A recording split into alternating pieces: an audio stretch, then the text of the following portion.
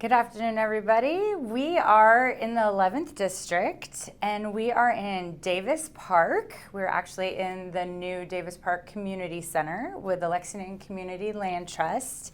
And I am here with some folks today to talk more about what is this space? What is the Lexington Community Land Trust? What happens here? How did we get where we are now, and where are we going? So first I wanted to start off with Mr. Ed Holmes. Could you tell us how you got involved in the Lexington Community Land Trust? Well, gladly. What we did was we were hired about 22 years ago to develop an urban village plan for the South End Park neighborhood, which was known as South End Park. So we were fortunate enough to do the original plan for what you see now. And so it grew from there. We started with a plan, then we implemented the plan with the funding from the Kentucky Transportation Cabinet for the new Davis Park. So what was here where we're standing right now? What was here previously? Yeah, originally there was some vacant, dilapidated housing, and then other housings that residents lived in. You had Harry Gordon Still, which was over here. A lot of non-compatible land uses that didn't work well together. And so the Transportation Cabinet bought the entire 25-acre site and eventually deeded it to the Land Trust. Okay, and so, I mean, this was a historic neighborhood, Yes. very well established, been around a long time. So it was a really big change for the area when that happened. Absolutely. And the highway came through. Yeah, and what you see now, Oliver Lewis Way, is the highway that connects Newtown Pike. Eventually it would connect over to the University of Kentucky. But in order to do that, they had to displace residents living here. And we were able to bring them back in brand new housing, park, community center, and hopefully some additional commercial will be moving in. So yeah, that was really difficult on the neighborhood, and it was a kind of a big project with the federal government, the state government, and the local government. Yeah. And now we have the Land Trust, and the Land Trust has grown over time. But what is its purpose? Well, the purpose, when we were trying, the highway department in the city was working with us, trying to figure out what was the best vehicle that would keep this neighborhood intact in terms of the cohesiveness of the people that lived here and keep it affordable. Mm-hmm. And they did not want the University of Kentucky encroaching upon it, acquiring the land, or even speculators coming in. So the best way to do that, we found out, was a land trust where the land is permanently affordable, is owned by the community, so that they really control who can actually purchase in the neighborhood. So the land trust grew out of those initial meetings, and we created the land trust and we made a composition of board members from the neighborhood, local government, and the Federal Highway Administration. That's right. Well, it's been an honor to serve on the board for the past few years. And we have a lot of different things going on this land right now, right? So we're in the brand new community center. And then we have the park, a really nice park over here. And we have the new Workforce Development Center where we're going to be in just a little bit. And then we have affordable housing. Affordable housing. So we have apartments and we have houses. And I think there's some new opportunities as well. So I wanted to also introduce the brand new Executive Director, Jonathan Wright of the Lexington Community Land Trust. And Jonathan, welcome. We're so glad to have you. Can you tell us a little bit about the future and what's ahead for the Land Trust? Sure, and thanks for having me. I have been the Executive Director of the Lexington Community Land Trust for about a month now, so I'm still just getting settled in, but I'm excited about both what's going on at the Land Trust now and what we have on the horizon for the future. So as you mentioned, the community center just opened. The neighborhood, the neighbors around here have already, since that ribbon cutting, been stopping in every day, and kids from the neighborhood who are out of school for the summer using our gym to play basketball, using the community computers. And that's been really great to see, just in the last week or two.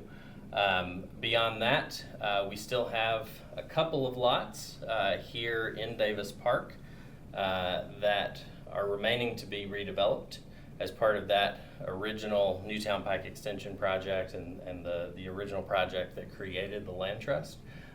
We should see, we're working on those plans every day right now, and hopefully in the next few months to a year, we'll see dirt moving on those lots and some additional housing built down here, as well as the commercial space that we have finished as well, and some really exciting potential plans for those sites sort of on the horizon right now.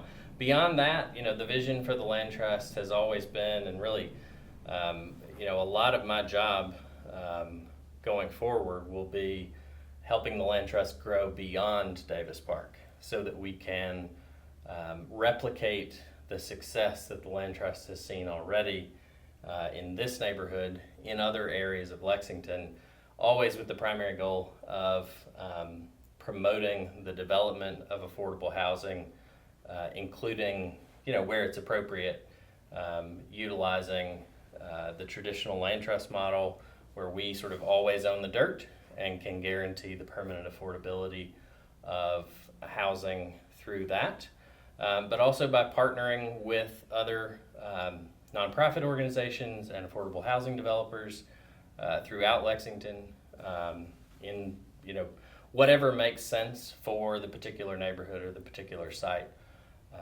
that we're trying to help redevelop and sort of grow the supply of affordable housing. So lots of really exciting stuff on the horizon for the land trust. That's great. As I mentioned, I'm just getting started, but really excited for what the future holds. Well, thank you both for being Thank with me you. today to share a little bit about what's going on here. And we just kind of wanted to educate the public and let them know what was the land trust and what are all the offerings here. And mainly, we want to have affordable housing. We want to keep it affordable and continue to provide much needed housing to our residents. So.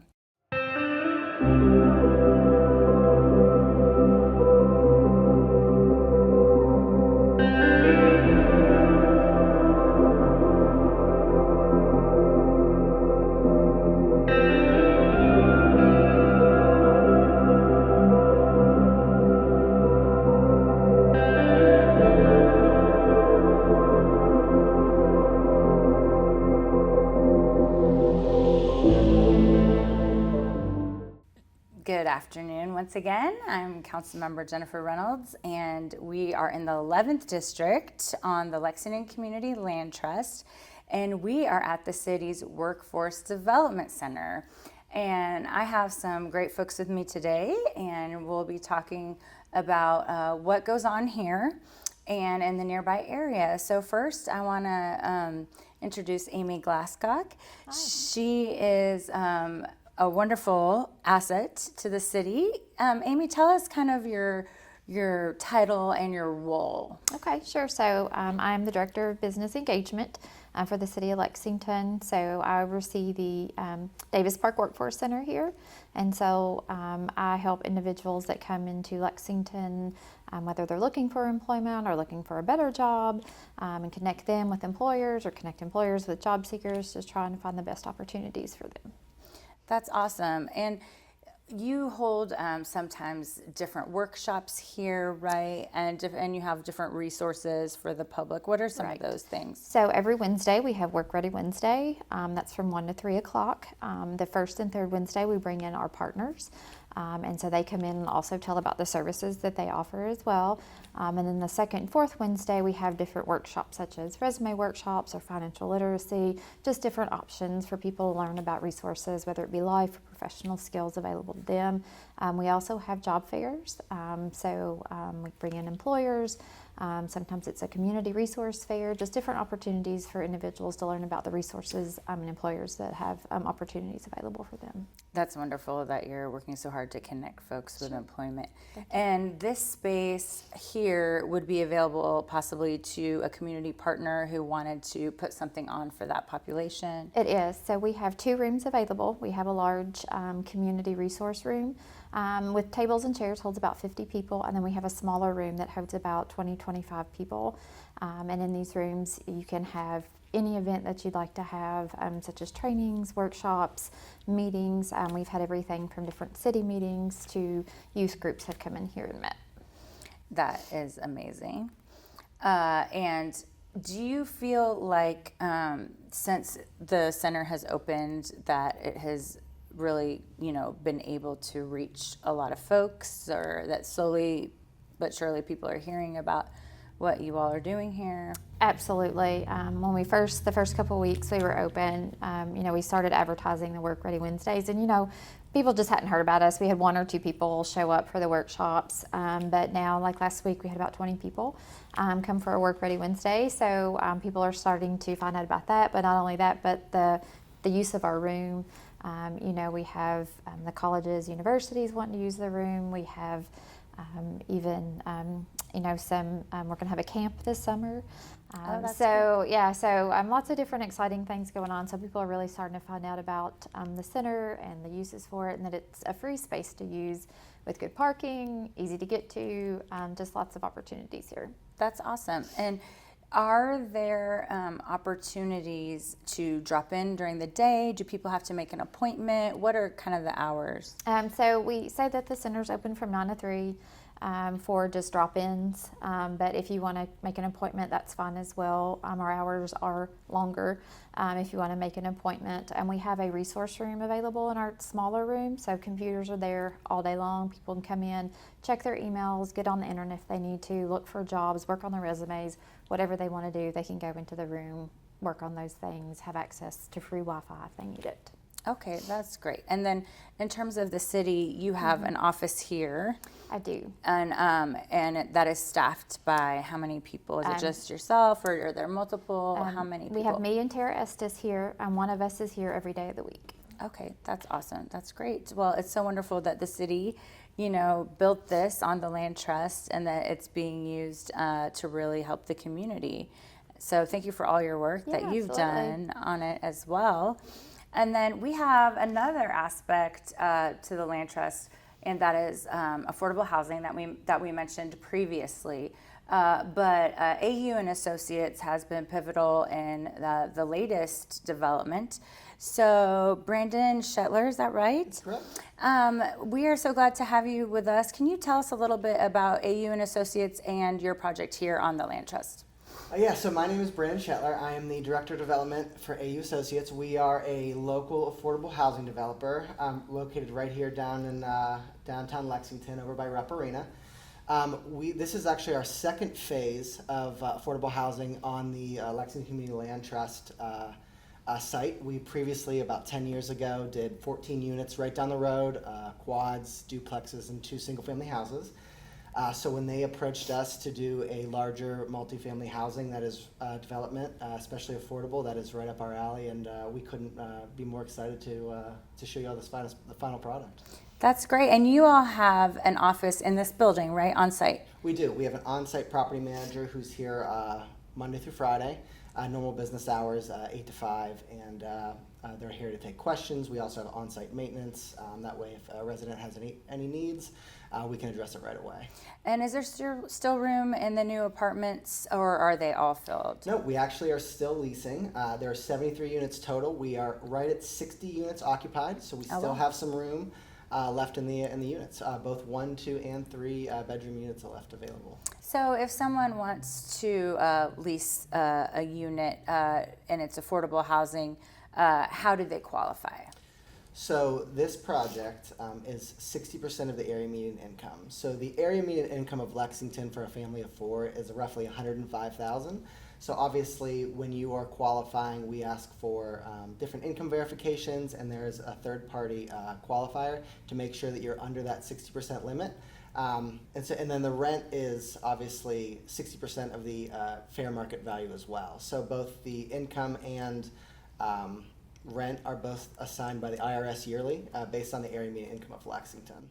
So someone would apply and see if their income matched those numbers. Correct. Or If they're was under lower. the 60% of the area median income, they are eligible to live at the facility. Okay, great. And I think we're going to put some resources on the screen. So if someone wants to look into leasing one of those units, or they want to look more into the workforce center and how they can be involved, or anything involved with the land trust, then we'll put that on the screen so people can have those resources.